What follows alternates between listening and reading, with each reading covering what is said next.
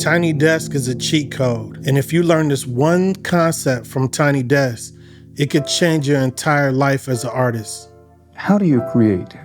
I think it's by bringing disparate things together, things that maybe had never been put together.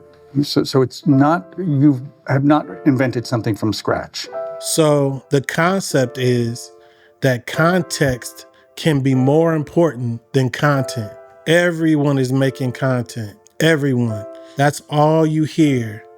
We have to make content. I'm making content. I'm going to use this as content. What you never hear about is context. And I think it's more important than people could ever imagine. Context is terribly important because it isn't just when a thing happens that is important. It's where it happens.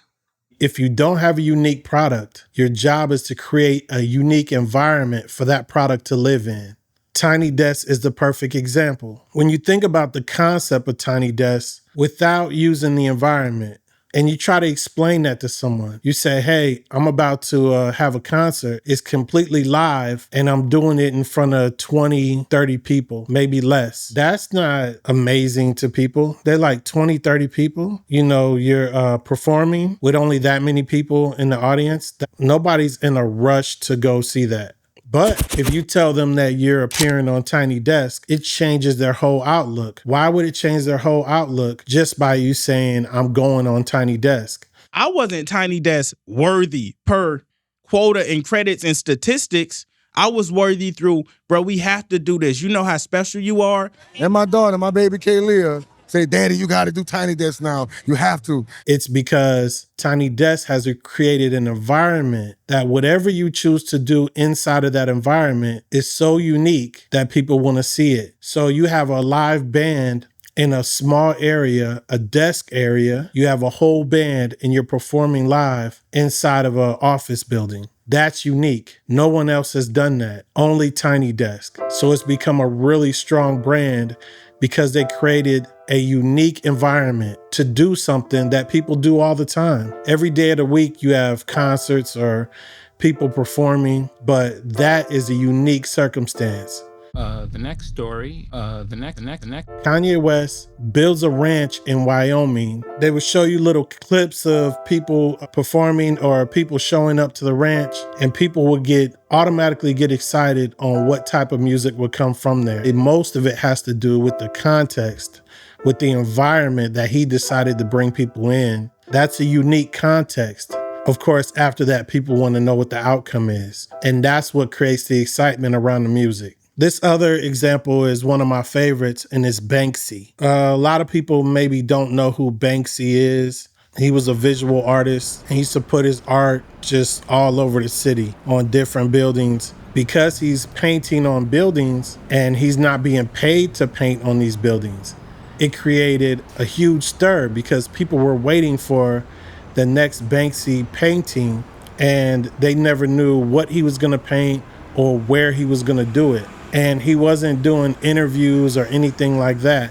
It was a mystery. The actual performance of him creating the art in that environment became worth more than the art itself. R.I.P. Virgil. He did a collaboration with IKEA that was high in fashion.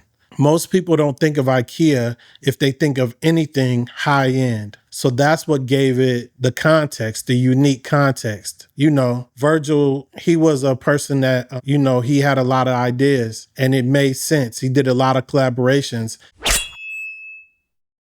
The Wu-Tang album, which they sold their album to one person. I believe it was $2 million to Martin Shkreli, and they presented it in the box as a piece of art. The only person who could listen to the album was the person who purchased it. And I believe the rules were after they purchased it, they can decide whether they want the world to hear it or not. Because the rest of the world couldn't hear it, it added value to the album. So it was like collecting a piece of art. Another example is Mos Def. He created an album that you could only listen to it if you went to the art gallery, and every song was connected to a piece of art. So you would just walk up to the art and put the headphones on and you could listen to the album.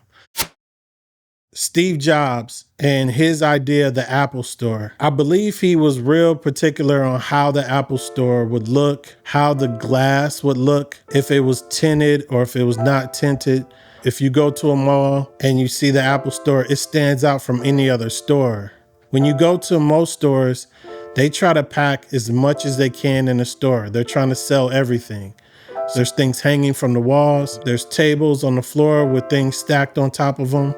That's what you think about in a normal store. If you go to the Apple Store, there's nothing normal about the Apple Store. It doesn't have all those distractions. You know, it's kind of built like a cathedral. You might be presenting it in the wrong context. Make the environment unforgettable. And if you don't know, now you know. Please make sure you like, subscribe, and hit the notification bell.